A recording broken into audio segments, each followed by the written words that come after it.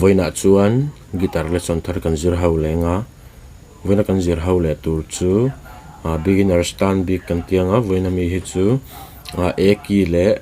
a kalpui ki sang sang e ina asang mante aniam man le minor pathuma kentel kha gitara perdan kan zir hawanga masabera chuan e ki hi chen khat chuan a Hmehdan in thiam thawanga karam soi fia le vek dona Hmehdan ho hi uluk dani lo ngai thale don ni masabera chuan kei chuan in kuzung chal point mang theya kei chuan kuzung lai tang hin ka chana kuzung lai in 4 string second fret kuzung u in 3rd string second fret kuzung te in second string second fret second fret ve kan ichu kam me chuan 5th string atang kan strum anga chung hi chu kan strum tel ve lawang dule ti point an mute thaya kuzung pui khan ma en yanga chuan asanga d chu tiang kan metang kuzung chalin 3rd string second fret chuan kuzung u in second fret a khanin kati 3rd fret a khan second string 3rd fret a second string in metanga chuan kuzung lai hianin 1st string second fret kha d nianga chuan 4th string atang strum thlang achung pani hi chu kan tiritel lawang kuzung puin kan han mute le thayo du chuan kan mute kan ti khanin hetian me be vak ngai lo wai kuzung pui khatien ngat top la zoite in an mute ve kang te ti chuan ari kharon nung le dona chumi ni wang jon zoite in patanga ari khan mute ve kang chuan 4th string atang strum thlang chuan aniama e chu tiang kan metang kuzung chalin 3rd string 1st fret kuzung lain 5th string second fret chuan kuzung u in second fret 4th string khang ki ho kha kan metanga khang string ho kha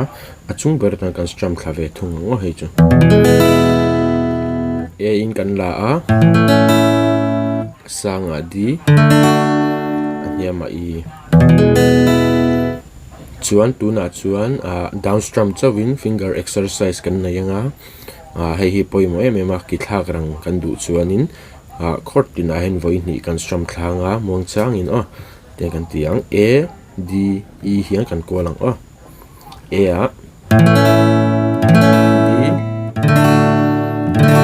e rang do lekin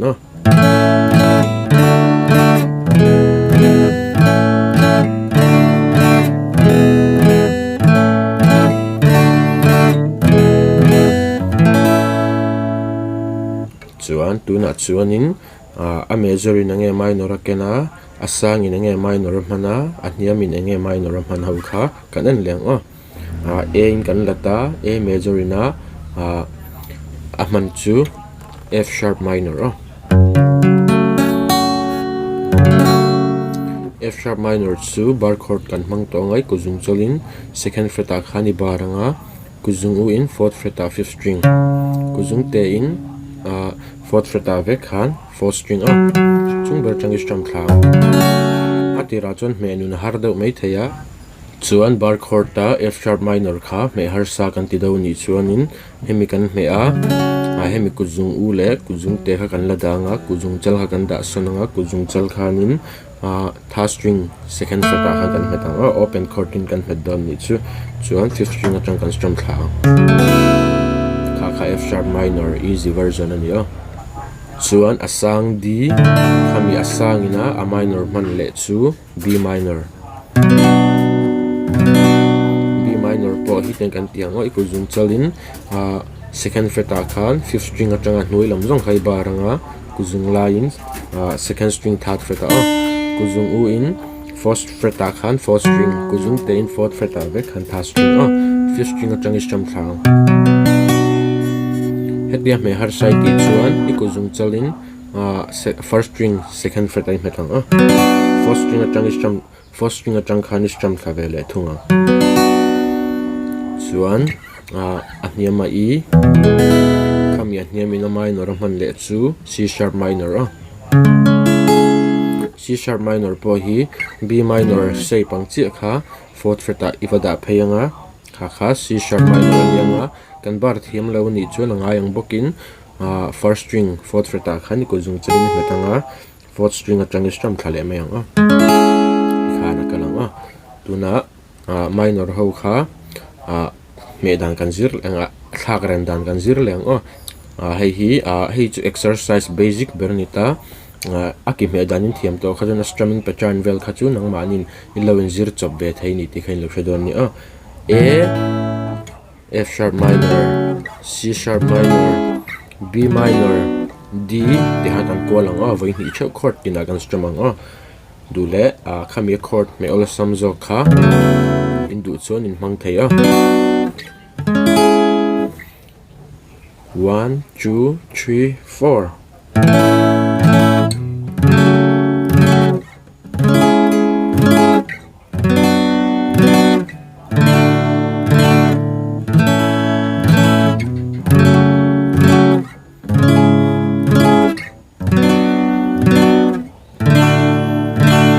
Rang da ulikin